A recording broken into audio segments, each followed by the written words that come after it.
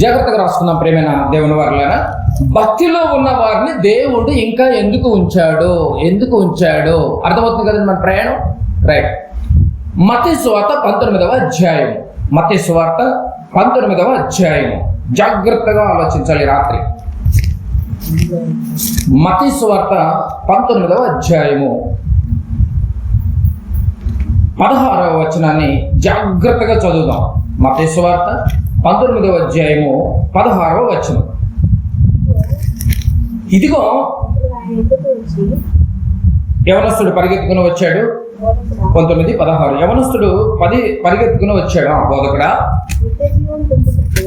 నిత్య జీవము పొందుటకు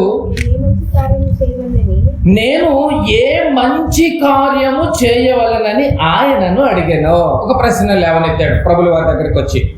యేసు ప్రభుల వారి దగ్గరికి వచ్చి ఒక ప్రశ్న లేవనెత్తాడు. ఏంటి ఆ ప్రశ్న?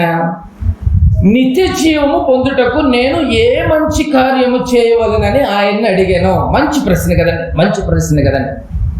ప్రభు దగ్గరికి వచ్చిన తర్వాత బాగా వినాలి మీరు.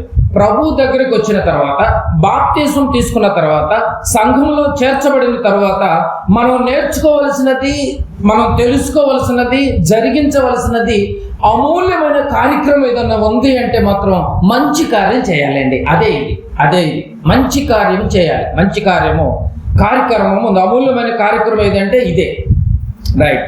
నిత్య జీవానికి వెళ్ళాలి అంటే మంచి కార్యములతో ముడిపడి ఉందని ఎంతమందికి అర్థమైంది? చాలా మంది లైన్ మర్చిపోయారండి. నిత్య జీవానికి వెళ్ళాలి, వెళ్ళాలి అన్నటువంటి ఆలోచనతో తపన పొందుతున్నారు తప్ప ఆ నిత్య జీవమునకు వెళ్ళాలి అంటే ఏం చెయ్యాలి అని నువ్వు ఏ రోజైనా ప్రశ్న వేసుకున్నావా? బైబిల్ అడుగుతోంది ఈరోజు. ఒక యవనస్తుడు అడుగుతున్నాడు, నిత్య జీవమునకు నేను వెళ్ళాలి అంటే ఏ మంచి కార్యము చేయాలి? ఏ మంచి కార్యము నేను చేయవలెను? భలే మంచి మాట అండి. మంచి కార్యములను పక్కన పెట్టి ఈరోజు క్రైస్తవులు ఎలా అయిపోయారంటే మంచి కార్యక్రమాలను పక్కన పెట్టి ఆదివారం సంఘానికి వెళితే సరిపోతుంది అనుకుంటున్నారు ఈరోజు. నిజమా కాదా? బైబిల్కి వ్యతిరేకంగా లేరండి. మంచి కార్యక్రమాలను పక్కన పెట్టి ఆదివారం సంఘానికి వెళ్ళొచ్చి సరిపోతే యవనస్తుడు ప్రభుల వారిని ఈ ప్రశ్నలు లేవనెత్తాల్సిన అవసరం వచ్చేదే కాదు. నిత్య జీవము పొందుటకు నేను ఏ మంచి కార్యము చేయాలి?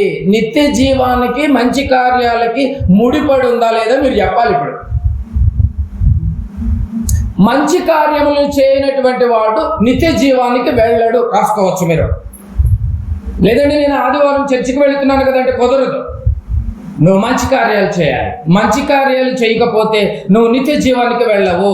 భక్తిగా ఉన్నవారు ఇంకా బ్రతికున్నారంటే కారణం నువ్వు చేయవలసిన మంచి కార్యాలు ఉన్నాయి అన్నమాట. అందుకే నిన్ను ముగించకుండా ఉంచాడనమాట.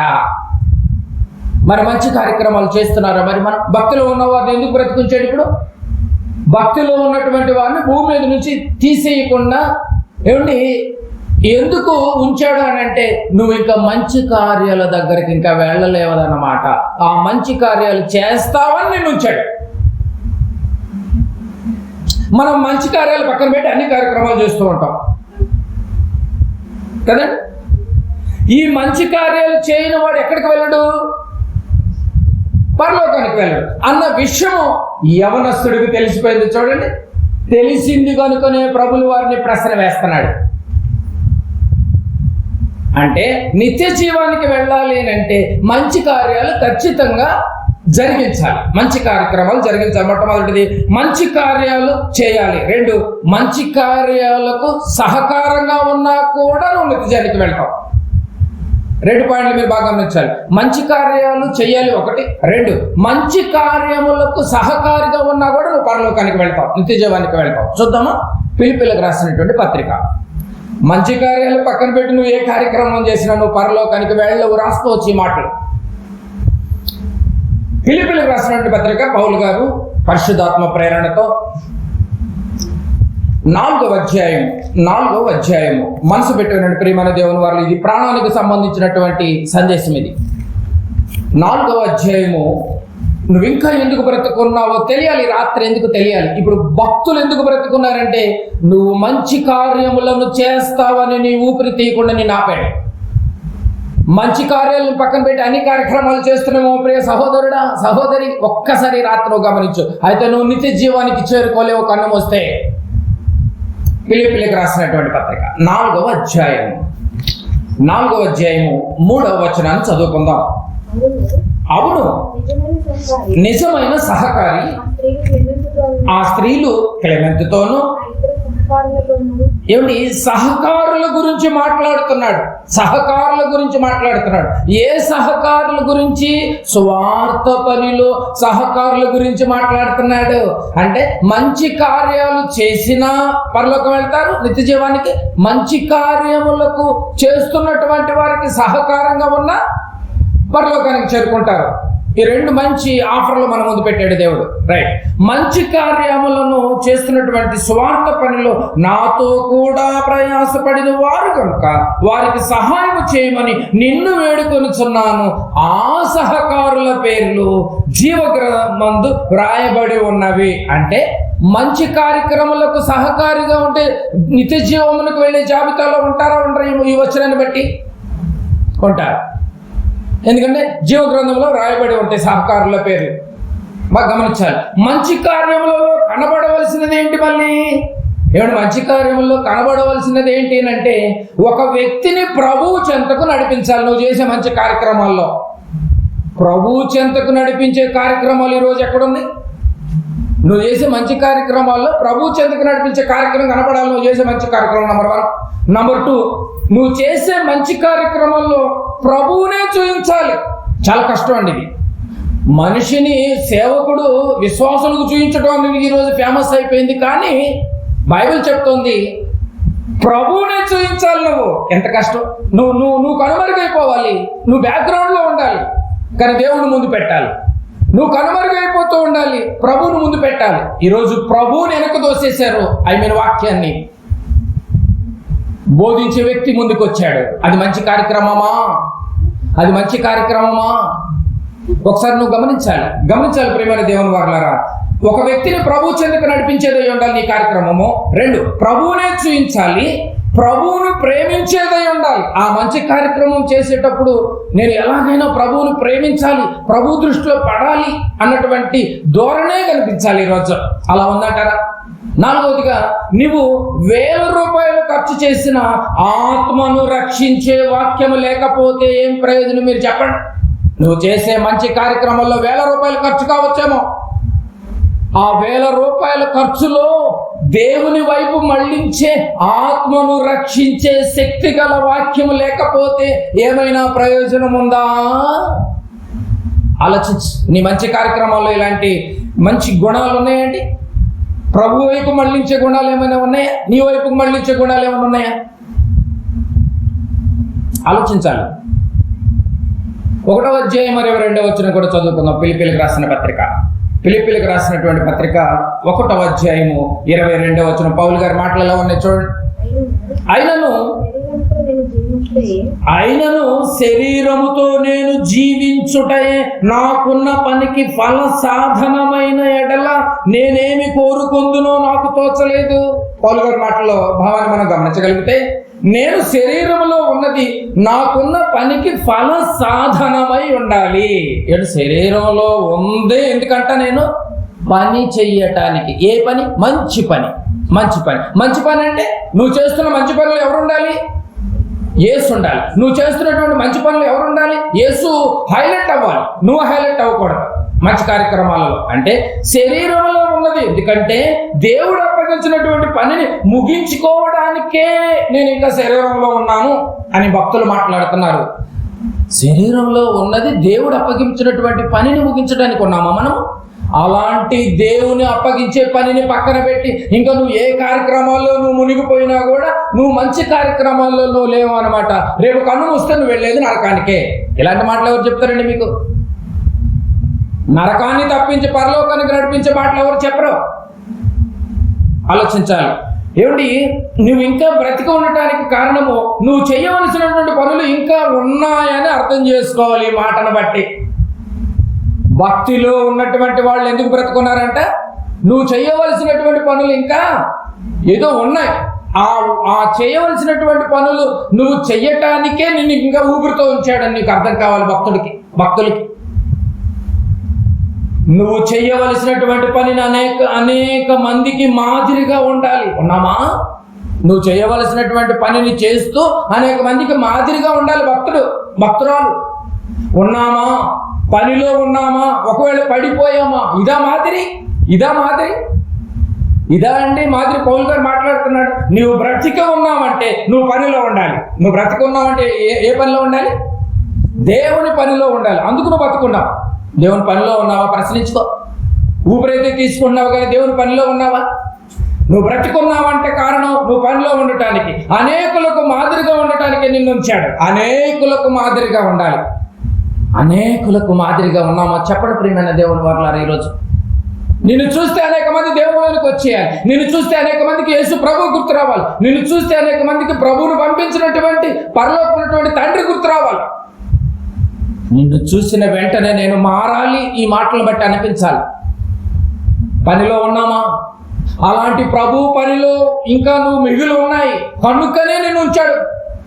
భక్తులుగా ఇంకా నువ్వు ఉంటున్నావేమో కారణం, అందుకే నిన్ను ఉంచాడు. ఒకసారి చూస్తారా? లూకాసు వార్త 13వ అధ్యాయం. అందరూ చూడాలి ప్రియమైన దేవుని వారలారా. లూకాసు వార్త 13వ అధ్యాయము. లూకాసు వార్త 13వ అధ్యాయము 6-7 వచనాలు ఒకసారి చదువుకుందాం. 13వ అధ్యాయం 6-7 వచనాలు. మరియు ఆయన వారితో ఈ ఉపమానము చెప్పాను. ఒక మనుషుని ద్రాక్ష తోటలో అంజూరపు చెట్టు ఒకటి నాటబడి ఉండెను. అతడు దాని పండ్ల వెతక వచ్చినప్పుడు ఏది దొరకలేదు గనుక అతడు, ఇదిగో 3 ఏళ్ల నుంచి నేను ఈ అంజూరపు చెట్టు నా పండ్లను వెతకవచ్చుచున్నాను కానీ ఏమీ దొరకలేదు. దీనిని నరికివేయము. ఏంటంటే మాటలు, దీనిని నరికివేయము. ఇది యజమానుని మాట. ఇది యజమానుని మాట ఎలా ఉందో చూసారా? దీనిని నరికివేయము అంటున్నాడు. అంటే సంఘములోనికి వచ్చిన తర్వాత నీ మీద ఎన్నో ఆశలు పెట్టుకున్నాడని నీకు అర్థం కావాలి. ఈ మాటలను బట్టి ఎన్నో ఆశలు పెట్టుకున్నాడని అర్థం కావాలి. ఏంటి ఆ ఆశలు అంటే? నువ్వు ఫలించాలి, ఫలం ఇవ్వాలి. అందుకే ఉంచాడంటే నిన్ను. ఎందుకు ఉంచాడంట? సంఘంలోనికి వస్తే సరిపోదు, ఆదివారం సంఘంలోనికి వెళ్ళొస్తే సరిపోదు. నువ్వు ఫలించాలి. నువ్వు ఫలించాలి అంటున్నాడు. చూడండి, నువ్వు ఫలించాలి, నువ్వు ఫలం ఇవ్వాలి. ఆ ఫలాలు లేనప్పుడు ఆ చెట్టుని నరికివేయము అని యజమానుడు మాట్లాడుతున్నాడు. చూడండి, మరి ఫలిస్తున్నామా? ఆ ఫలించటమే మంచి కార్యములు, ఆ ఫలించటమే దేవుని కార్యములు, ఆ ఫలించటమే సువార్త కార్యక్రమాల్లో ఉండాలి. మనం ఉంటున్నామా అండి ఈరోజు? ఇంకా ఎందుకు బ్రతుకుంచాడో తెలుసా? భక్తుడిగా ఉన్నటువంటి నిన్ను, బైబిల్ పట్టుకున్న నిన్ను, బాప్తిసం తీసుకున్న నిన్ను ఇంకా ఎందుకు బ్రతుకుంచాడో తెలుసా? నువ్వు ఫలిస్తావని, ఫలాలు వస్తాయని నీ హృదయంలో నుంచి ఫలభరితమైనటువంటి జీవితాన్ని నువ్వు కొనసాగిస్తావని ఉంచాడు. కానీ నువ్వు ఫలాలు ఎక్కడొస్తున్నాయి? 7వ వచనం మళ్ళీ చదువుకుందాం. 7వ వచనం. గనుక అతడు, ఇదిగో 3 ఏళ్ల నుంచి నేను ఈ అంజూరపు చెట్టున పండ్లు వెతుకుతున్నాను. అంటే ఫలాలు కావాలి. ఆత్మ ఫలాలు 9 ఉన్నాయి చూసారండి. ఆ ఫలాలు కావాలి, వెతుకుచున్నాను కానీ ఏమీ దొరకలేదు. భక్తుడిగా ముద్ర వేసుకున్నావే కానీ, క్రైస్తవుడిగా ముద్రించుకున్నబడ్డావే కానీ, బాప్తిసం తీసుకున్నానని అనేక మందికి తెలియచేయబడ్డావే కానీ ఫలాలేవి వెతుకుచున్నాడు కదా. ఆ ఫలాలు లేకపోతే యజమానుడు ఆనబెట్టి మాట్లాడుతున్నాడు. ఏమని? దీనిని నరికివేయమో. భక్తుణ్ణి లేపేయకుండా ఇంకా ఎందుకు ఆపేశాడు తెలుసా? నువ్వు ఫలాలు రావాలయ్యా, త్వరగా ఆ ఫలాలు ఫలించు అంటున్నాడు. ఫలాలు లేవి ఈరోజు. అయినా 3 ఏండ్ల నుంచి వెతుకుతున్నాను కానీ పనికి రావట్లేదంట, ఫలాలు లేవంట. ఇతనే సంఘానికి రాకపోతే ఏమండి? ఫలాలు లేకుండా ఏమండి? నువ్వే సంఘానికి సరిగా రాకపోతే మరొకరికి మాదిరిగా ఎలా ఉంటావు నువ్వు నాకు చెప్పండి. ఆలోచించాలి. నువ్వే సంఘానికి సరిగా రాకపోతే ఎదుటి వాడికి మాదిరిగా నువ్వు ఎలా ఉంటావో చెప్పండి. అందుకే నరికివేయి అంటున్నాడు. దీని వలన ఈ భూమి వ్యర్థమైపోతుంది. నీ ప్లేసులో ఇంకొకరు పెట్టినా కూడా ఒకళ్ళు బతికుండేవాళ్ళేమో, దేవుడు నాలోకి వచ్చి ఉండేవాళ్ళేమో. నువ్వు ప్రభువులోనికి వచ్చి ప్రభు పనిలోనికి రాకపోతే నిన్ను ఎందుకు ఉంచాలి? ప్రభులోనికి వచ్చావు కానీ దేంట్లోకి రావట్లే, ప్రభు పనిలోనికి రావట్లేదు. అందరూ ప్రభులోనికి వచ్చారు, ప్రభు పేరు చెప్పుకునే బ్రతుకుతున్నారు. మరి ప్రభు పనిలోకి వచ్చేది ఎవరు? ఆలోచించారండి? ప్రభు పనిలోనికి రావాలి. ఆ పనిలోనికి వచ్చి మంచి కార్యక్రమాలు చేస్తూ ఉండాలి, మంచి కార్యక్రమాలు చేస్తూ ఉండాలి కదండి. ఆ మంచి కార్యక్రమాలు ఈరోజు మనం ఎవరు చేస్తున్నామో చెప్పండి. కనుక నువ్వు ప్రభులోనికి వచ్చి ప్రభు పనికి రాకపోతే నేను ఎందుకు ఉంచాలంటున్నాడు? ఎందుకు ఉంచాలి? నరికివేయమంటున్నాడే. కానీ ఒక ఆయన అడ్డుపడుతున్నాడు. ఆయనే యేసు ప్రభుల వారు. ఒక ఆయన అడ్డుపడుతున్నాడండి. ప్రభువులోనికి వచ్చినటువంటి వాళ్ళు పనిలోనికి రాకపోతే దేవుడు నరికివేయమని, యజమానుడు నరికివేయమంటుంటే ఏమండి మీడియేటర్గా ఉంటూ యేసు ప్రభుల వారు అడ్డుపడుతున్నాడు. 8వ వచనం. అయితే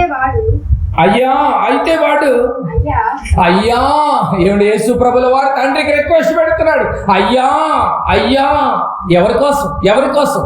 నీ కోసం కాదా, నా కోసం కాదా? ప్రభు పేరు చెప్పి ప్రభులోనికి వచ్చి బాప్తిసం తీసుకుని బల కార్యక్రమాలు పాల్పొందుతూ ప్రతి నెలలో రక్తము తాగుతూ శరీరాన్ని తింటూ ప్రభు పేరు చెప్పుకుని బ్రతుకుతావు. నీవు ప్రభు పనిలోనికి రాకపోతే ఆ రాలేనటువంటి భక్తులను దేవుడు అంటున్నాడు, యజమానుడు అంటున్నాడు, తండ్రి అంటున్నాడు నరికించేయమని అంటుంటే కుమారుడు అడ్డుపడి మాట్లాడుతున్నాడు. అయ్యా ఆ రిక్వెస్ట్ చూడండి. అయ్యా నేను దేని చుట్టూ చెట్టు గురించి కాదు మాట్లాడుతుంది, నీ గురించి, నా గురించి, ప్రభు పేరు చెప్పుకొని పనిలోనికి రానటువంటి వారి గురించి మాట్లాడుతున్న మాటలు. అయ్యా దాని చుట్టూ త్రవ్వి ఎరువు వేసి ఈ సంవత్సరం కూడా ఉండనిమ్ము. దాని చుట్టూ త్రవ్వి ఎరువు వేసి ఈ ఎరువు వేయి మట్టుకు ఈ సంవత్సరం కూడా ఉండనిమ్ము. ఎంత మంచి మాటలు! ఈ సంవత్సరం కూడా ఉండనిమ్ము అంటున్నాడు. చూడండి, ఈ సంవత్సరం ఉండనిమ్మంటున్నాడు. కానీ నువ్వు మాత్రం పట్టించుకో. నువ్వు మాత్రం ఈ సంవత్సరం ఏమైనా పట్టించుకుంటున్నావా? అయిపోతుంది సంవత్సరం, ఇంకో 2 నెలల్లో సంవత్సరం అయిపోతుంది. ఈ సంవత్సరంలో ప్రభు పేరు చెప్పుకుని బ్రతుకుతున్నటువంటి మనము ప్రభు పనిలో ఏ పని చేస్తున్నాం, ఏ పని చేసాం, ఏ మంచి కార్యక్రమాల్లో ఉన్నాం, ఎంతమందిని దేవుల్లో నడిపించాం, ఎంతమందిని దేవుల్లో నిలబెట్టాం? యజమానుడు ఒకవేళ ఆ మాటను నరికివేస్తే పరిస్థితి ఏంటి? ఎందుకు బ్రతికుంచాడో నీకు అర్థమవుతుందా? భక్తుడిని ఎందుకు ఉంచాడో అర్థమవుతుందండి? బైబిల్ పట్టుకున్న భక్తుడిని ఎందుకు ప్రాణాలతో ఉంచాడంటే నువ్వు ఫలాలు రావాలి, ఫలభరితమైనటువంటి జీవితం నీలో నేను చూడాలని చూస్తున్నాడండి దేవుడు. ఒక్క అవకాశం అడుగుతున్నాడు యజమానుడికి అడుగుతున్నాడు యేసు ప్రభుల వారు. అయ్యా నేను త్రవ్వుతాను, ఎరివేస్తాను, ఈ సంవత్సరం కూడా ఉండనిమ్ము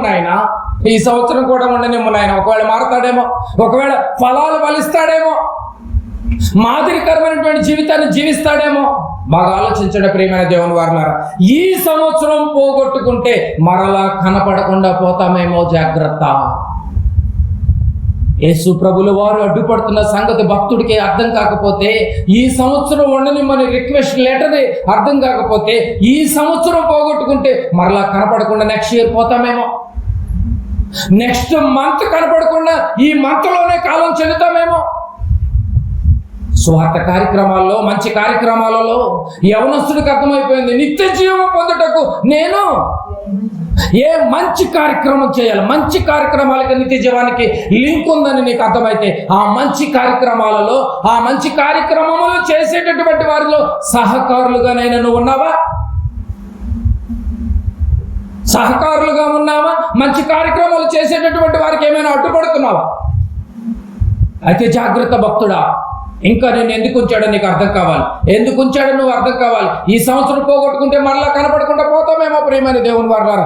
భక్తుడైనటువంటి నీవు, క్రీస్తు పేరు చెప్పుకున్న బ్రతుకున్నటువంటి నీవు మంచి కార్యక్రమాల్లో మంచి ఫలాలు రాకపోతే దేవుడు నిన్ను తీసేయడానికి డిసైడ్ అయిపోయాడు. ఆయన ప్రభులు వారు ఆపుతున్నాడు. అర్థమవుతుందా? నువ్వు ఇంకా ఎందుకు బ్రతుకున్నావు అర్థమవుతుందా? ఫలాలు రావాలని, మంచి కార్యక్రమాలు చెయ్యాలని నిన్ను ఇంకా ఊపిరితో ఆపుతున్నాడు. ప్రకటన గ్రంథం 3వ అధ్యాయము భక్తుల గురించి భక్తులు ఎందుకు ప్రాణాలతో ఉంచాడు ఇప్పుడు అర్థమవుతుందండి. ప్రకటన గ్రంథము 3వ అధ్యాయం ప్రకటన గ్రంథము 3వ అధ్యాయం 2వ వచనాన్ని ఒకసారి చూద్దాం. నిజంగా అందుకే ఆపాడా, అందుకే బ్రతుకుంచాడా, ఇంకా మారాలనేనా? చూద్దాం. 3వ అధ్యాయం 2వ వచనం చూడండి. 3:2 అందరూ చూడాలి. నీ క్రియలు, ప్రభు పేరు చెప్పుకున్నావు బాగానే ఉంది, మరి క్రియలేవి, పనులేవి, మంచి కార్యక్రమాలు ఏవి పనులు ఎవరు చేస్తున్నారు ఈరోజు? అమ్మాయి బాప్తిజం తీసేసుకున్నాను, ఇక్కడొకడు అక్కడొకడు, కానీ మీ సేవకుడు కూడా అలాంటి ట్రైనింగ్ ఇస్తాడు మీకు కూడా. నీ క్రియలు నా దేవుని ఎదుట ఏమండి సంపూర్ణమైనవిగా నాకు కనబడలేదు. ఎందుకు వచ్చాడో తెలుసా? ఇంకా ఫుల్ఫిల్ చేయలేదంటండి. మనం దేవుళ్ళలోకి అయితే వచ్చాము, కానీ దేవుని కార్యక్రమాలు అన్ని సగం చేయటం ఇంకా ఫుల్ఫిల్ అవ్వలేదట. సంపూర్ణమైనవిగా నాకు కనబడలేదు. బాగా అర్థం చేసుకోవాలి. సంఘంలో ఉండి ఏమి చెయ్యని వాని గురించి ఈ మాటని. సంఘంలోనికైతే వచ్చాం, బాప్తిజం అయితే తీసుకున్నాం, బల్లైతే తీసుకుంటున్నాం, కానుకైతే వేస్తున్నాం, పాట అయితే పాడి వెళ్ళిపోతున్నాం. కార్యక్రమాలేవి సంఘములో ఉండి ఏమి చేయని వారి గురించి నీ క్రియలు నా ఎదుట సంపూర్ణమైనవిగా నాకింకా కనబడలేదు. అవి చేస్తావని నిన్ను ఇంకా ఊపిరితో ఉంచా, సంపూర్ణం చేసుకుంటావని. మనం ఎక్కడ సంపూర్ణం చేసుకుంటున్నాం? ఊపిరి ఎందుకు ఇచ్చాడు అంటే లోకంలో ఇంకా బతికేద్దామని చూసుకుంటున్నారు. కానీ నీకు ఊపిరి పెంచింది ఎందుకు ఉంచాడు అనుకున్నా? నిన్ను నువ్వు బ్రతకడం కోసం కాదు, నీ ఆత్మను రక్షించుకోవడానికి. నీ క్రియలు ఏదో సగం చేసేవంట, అవి కంప్లీట్ చేయడానికి, ఫుల్ఫిల్ చేయడానికి నిన్ను ఉంచాడు. అది అర్థం కాక ఇంక నువ్వు ఊరి మీద పడి తిరుగుతున్నావేమో. ఆలోచించ పదం చూడండి. నీ క్రియలు, పనులు. బాప్తిజం తీసుకున్న వాళ్ళకి సంఘంలోకి వచ్చిన ఒక పని ఉందా? పని ఉంది. ఆ పనులు కంప్లీట్ చేయాలంట. ఏమండి బాగా గమనించాలి. ఏమండి మీరు 1 ఎకరం పొలం తీసుకున్నారు, సగం పనులు చేసేది ఎట్లా ఉంటుందండి? పనంతా చేయాలా వద్దా? కోత సగంగా సాపేస్తారా? నాటు సగమే సాపేస్తారా? కుప్ప సగం నూర్చుకుని మిగతా సగం వదిలేస్తారా? ఆలోచించండి. సగం అమ్ముకుని సగం చేలోనే వదిలేస్తారండి మొక్కజొన్నలు కదండి. మళ్ళీ కల్లాలని కోసి అవన్నీ చిన్న మొరుటు చీపురులతో ఊడ్చుకుని మరి దేవుకుని జల్లుళ్ళు వేసుకుని మరి గింజలు తెచ్చుకుంటారే, ఫుల్ఫిల్ చేస్తారే. బోల్డ్ డబ్బులు పోసి తెచ్చుకున్నామే కౌలుకని. ఇది మీకు అర్థమైతే సంఘములోనికి వచ్చిన తర్వాత నీకు పని ఉంది. నిత్య జీవానికి చేరుకోవాలంటే మంచి కార్యక్రమాలు ఉన్నాయి.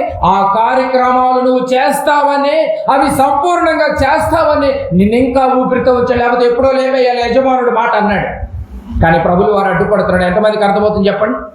ఇలాంటి మాటలతో దేవుని వైపు మళ్ళించాలి దేవుని పిల్లల్ని. ఇలాంటి మాటలు ఎందుకు చెప్తున్నారు ఈరోజు సేవకులు? దేవుడు ఏం తప్పు చెప్తున్నామండి? దేవునిలోనికి రండి, దేవుళ్ళు నిలబడండి. మీరు, మీ కుటుంబాలు, మీ భర్తలు, మీ భార్యలు, మీ పిల్లలు అందరూ నిత్య జీవానికి చేరుకోవాలి, మంచి కార్యక్రమాలు చేయండి అని అంటున్నామండి. ఆలోచించి రాత్రి నెక్స్ట్ ఇయర్ చూడకపోతే పరిస్థితి ఏంటి? కనపడకుండా పోతావేమో.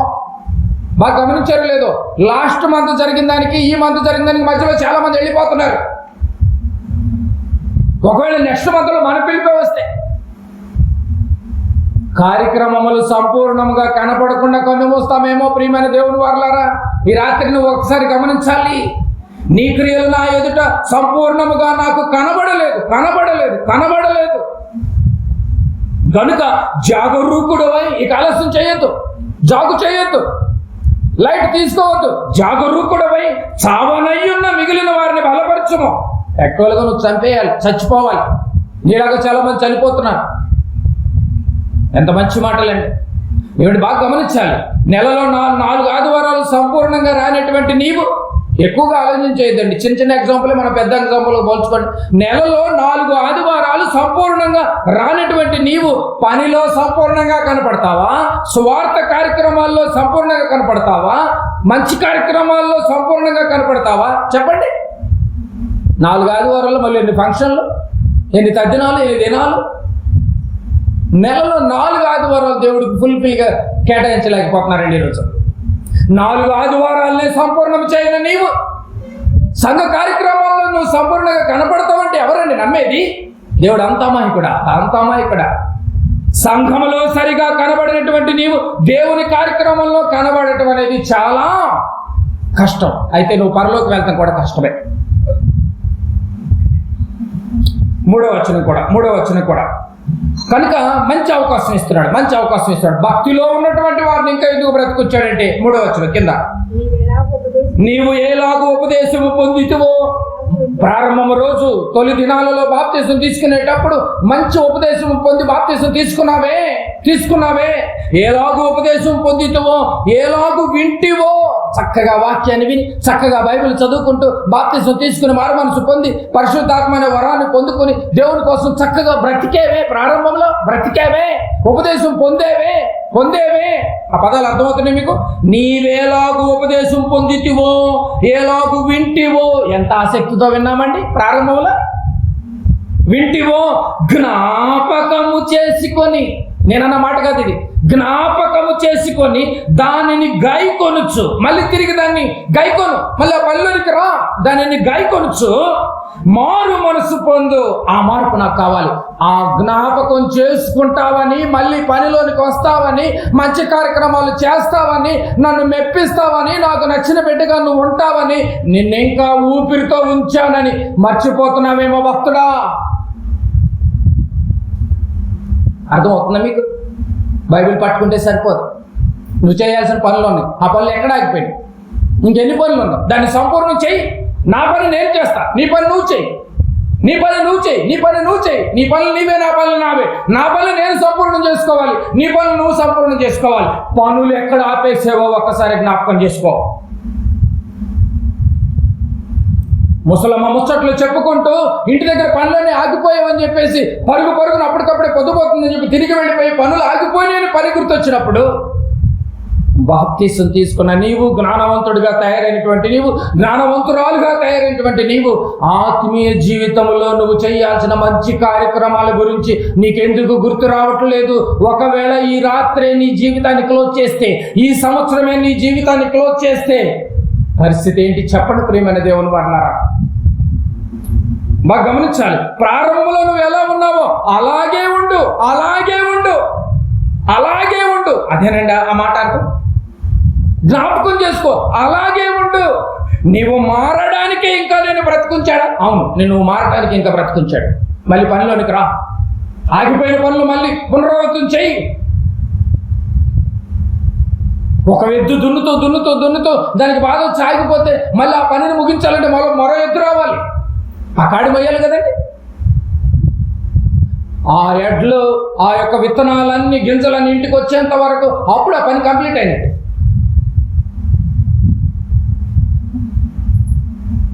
ఆలోచించారండి. అప్పుడప్పుడు వచ్చే వాహనాలు ఆగిపోతూ ఉంటాయి.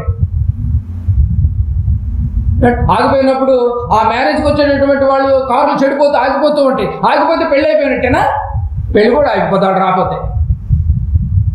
అవసరమైతే వేరే వెహికల్ అయినా కూడా ఏర్పాటు చేసుకుని వచ్చి మళ్ళీ స్టేజ్ మీద నిలబడి అందరు ఆశీర్వాదాలు తీసుకుని, దేవుని ఆశీర్వాదం తీసుకుని మళ్ళీ అందరి సమక్షంలో, దేవుని సమక్షంలో ఆ వివాహ కార్యక్రమం ముగిస్తే అప్పుడు ఆ యొక్క వివాహ కార్యక్రమం అనేది సంపూర్ణమైనట్టు.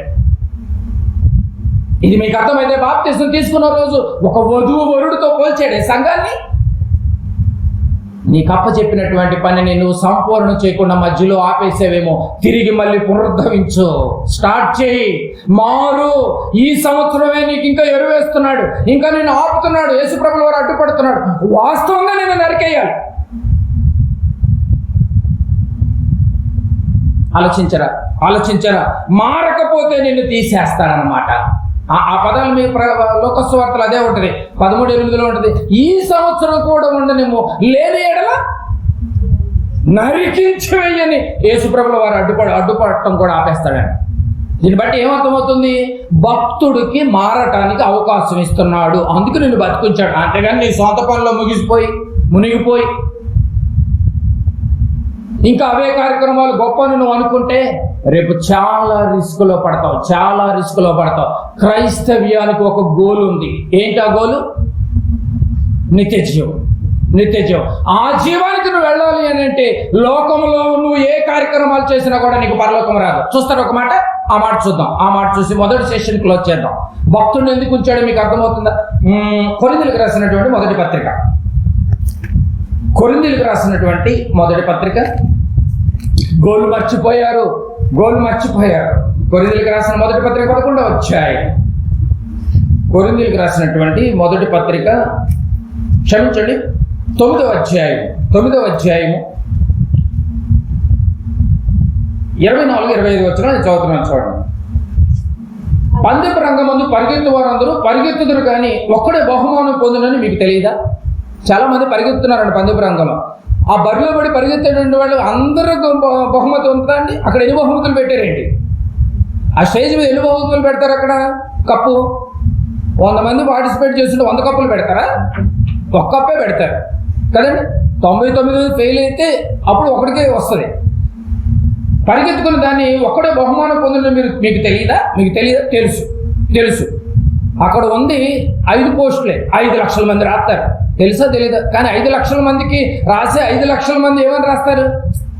నాకు రాదులేరా అందుకే రాశానంటారా? ఆ విధుల్లో నేనుంటానేమో అని రాస్తూ ఉంటారు, అంతే కదండి. కానీ అటువల్లే మీరు బహుమానము పొందినట్లుగా పరిగెత్తుడి, మీకు ఒక బహుమానం ఉంది. ఎవరి గురించి? పై ఎగ్జాంపుల్ ఏమో లోకంలో ఉన్న వాళ్ళ ఎగ్జాంపుల్ చెప్పాడు. కిందకు వచ్చేసరికి పౌలు గారు అంటున్నాడు, మీకు కూడా ఒక బహుమానం ఉంది అని చెబుతూ, మరియు పందెమందు పోరాడు ప్రతివాడు అన్ని విషయములందు మితముగా ఉండు. వారు ఎవరు? పైన చెప్పిన ఎగ్జాంపుల్లో ఉన్నటువంటి వారు క్షయమగు కిరీటమును పొందుటకు. ఎందుకు? ఏ బహుమానానికి పరిగెత్తున్నారు? క్షయమయ్యేది, వదిలేసి వెళ్ళిపోయేది. క్షయమగు బహుమానము, క్షయమగు కిరీటం పొందుటకును మనమైతే ఆహా, ఈ వర్డ్ ఎవరికి అర్థం కావట్లేదండి. క్రైస్తవులందరికీ ఇలాంటి మాటలు మర్చిపోయారు. మనమైతే అక్షయమగు కిరీటమును పొందుటకు మితముగా ఉన్నామా? ఎక్కడికక్కడ కంట్రోల్ చేసుకుని అక్షయమైన కిరీటాన్ని పొందటానికి గురి పెట్టుకుని బతుకుతున్నామా? చెప్పండి. 26వ వచనం. కాబట్టి నేను గురి చూడని వాని వలె పరిగెత్తవాడని కాను. పౌలు గారు అంటున్నాడు, నేను గురి చూడని వాని వలె అమాయకంగా బతికేటటువంటి వాళ్ళని కాను. నేను పరిగెత్తుతుంది అక్షయమైనటువంటి దానికోసం నేను పరిగెడుతున్నాను. నీవు ఈ సంవత్సరంలో నువ్వు పరిగెత్తాల్సింది దేనికోసం తెలుసా? క్షయమయ్యే దానికోసం కాదు. దేనికోసం పరిగెత్తాలి? అక్షయమైనటువంటి కిరీటం ఉంది. క్షయము కానిది ఏదది? నిత్య జీవం. ఆ క్షయము కాని నిత్య జీవం కోసం నువ్వు వెళ్ళాలి అని అంటే యవనస్తుడికి అర్థమైపోయింది. ఏమని? మంచి కార్యక్రమాలు చెయ్యాలి. మంచి కార్యక్రమాలు చేయలేనటువంటి వాళ్ళు ఆ కార్యక్రమాలు ఎవరు సంపూర్ణం చేయకపోయినా కూడా వెళ్ళరు పరలోకానికి. ఆ కార్యక్రమాలు నువ్వు చేస్తావని నిన్ను ఇంకా భూమి మీద ఉంచాడు కనుక మారకపోతే నిన్ను తీసేస్తాడు కదా. ఈ సంవత్సరం కూడా ఉండనేమో, ఫలాలు రాని ఎడల వానిని నరికివేయ. భక్తులు ఎందుకు ప్రాణాలతో ఉంచాడు ఇంకా చెప్పండి. ఇప్పుడు ఇంకా బోడి పనులు, వ్యవసాయాలు బాగా మంచి పనులు చేయాలనేది దేవుడు అంతేనండి. ఎక్కడ పనులు అక్కడ ఆగిపోయినట్టు. మంచి పనిలో ఉన్నప్పుడే తీసేస్తాడు దేవుడు. ఆ సంగతి తెలుసోలేదు. అందుకు ఎక్కువ పనులు పెట్టుకోకండి. భారమైన పనులు ఎక్కువ పెట్టుకున్నామంటే ఆ రోజు ఒక డెడ్ బాడీ లెగుస్తుందని అర్థం. లైట్ తీసుకోండి, ఏ పని అయినా కూడా పెద్ద విషయమేం కాదు. నీకు ఒక పని ఉంది. ఈ పనులు సంపూర్ణమైనవి అండి. అరే బాప్తిసం తీసుకుని 10 సంవత్సరాలు అయినంత వరకు ఒక పని చేయలేదు, ఒక ఆత్మను నేను రక్షించలేదు, స్వార్థ పనికి నేను వెళ్ళలేదు, స్వార్థ పనులు సహకారంగా లేను. ఈ టెన్షన్ ఎవరికైనా ఉందా? ఈ టెన్షన్తో బతకాలి మనం ఎప్పుడు. అప్పుడు నువ్వు సంపూర్ణం చేయలేన టెన్షన్ నీకుంటే సంపూర్ణం చేయడానికి నేను ఇష్టపడతావు. మారకపోతే నేను తీసేస్తాను. క్రీస్తు బతిమాలుతున్నాడు, అంతే కదండి. అయ్యా క్రీస్తు బతిమాలుతున్నాడు కాబట్టి నీకు ఇంకా అవకాశం. దేవుడైతే నిన్ను వాస్తవంగా ఎప్పుడో నిన్ను తీసేయాలని డిసైడ్ అయ్యే కదండి. కనుక ప్రియమైన దేవుని వారలారా, ఈ మొదటి సెషన్లో మనకు అర్థమైంది ఏంటంటే, భక్తిలో ఉన్నటువంటి వారిని ఇంకా ఎందుకు బతికిస్తున్నాడు? మంచి కార్యక్రమాలు చేస్తావని, నిత్య జీవానికి సంబంధించినటువంటి సువార్త కార్యక్రమాల్లో చేస్తావని, సువార్త కార్యక్రమాలకు నువ్వు సహకారిగా ఉంటావని, ఆ పనులు సంపూర్ణంగా నువ్వు చేసి ప్రారంభంలో ఎలా జిజ్ఞాసతో నువ్వు బ్రతికావో, ప్రారంభంలో ప్రారంభంలో తొలినాళ్ళు బాప్తిజం తీసుకున్నప్పుడు చక్కగా ఒక టీవీ చూడటానికి ఇష్టపడవు, ఎవరితోనైనా ఏదైనా మాట్లాడటానికి ఇష్టపడవు, ఎక్కడ టైం వేస్ట్, పరుగున ఇంటికి వచ్చేసి బైబిల్ చదువు తీసుకుంటా ఉంటావు. ఇంట్లో ఎవరైనా టీవీ పెట్టినా కూడా ఏంటో పాడు పరిస్థితి, ఇవి చూడకూడదని మీకు తెలియదా అంటావు. మెల్లమెల్లగా కేసు ముదురుద్ది, మెల్లగా ఒక సీరియల్లో కూర్చుంటారు, మెల్లగా ఒక సినిమాలో కూర్చుంటారు, మెల్లగా ఏదో ఒక జోక్ ముందు కూర్చుంటారు, మెల్లగా అలవాటు పడిపోతూ ఉంటారు. తర్వాత అందరికంటే ఫస్ట్ టీవీ పెట్టేది ఈడే, తెలుసా మీకు? అయితే తీసుకున్న పని ఏంటి? నువ్వు ఆపేసేవా? యేసుప్రభుల వారు అడ్డుపడుతున్న సంగతి నీకు అర్థమవుతుందా? నువ్వు ప్రాణాలతో నిన్ను ఉంచిందే దేవుని పనిని కంప్లీట్ చేస్తావని. ఇక జాగరూకుడు వండుకోము. కనుక ప్రియమైన దేవుని వారలారా, భక్తులను ఇంకా ఎందుకు బ్రతికిస్తున్నాడంటే నీకు ఇచ్చినటువంటి పనిని సంపూర్ణం చేయలేదు కనుక సంపూర్ణం చేసుకో. ఏ రోజైనా కన్ను మూసేసే పరిస్థితి వచ్చింది, జాగ్రత్త పడు. దానికి అడ్డుగా ఎవరు అడ్డుపడుతున్నారు? యేసుప్రభుల వారు అడ్డుపడుతున్నారు.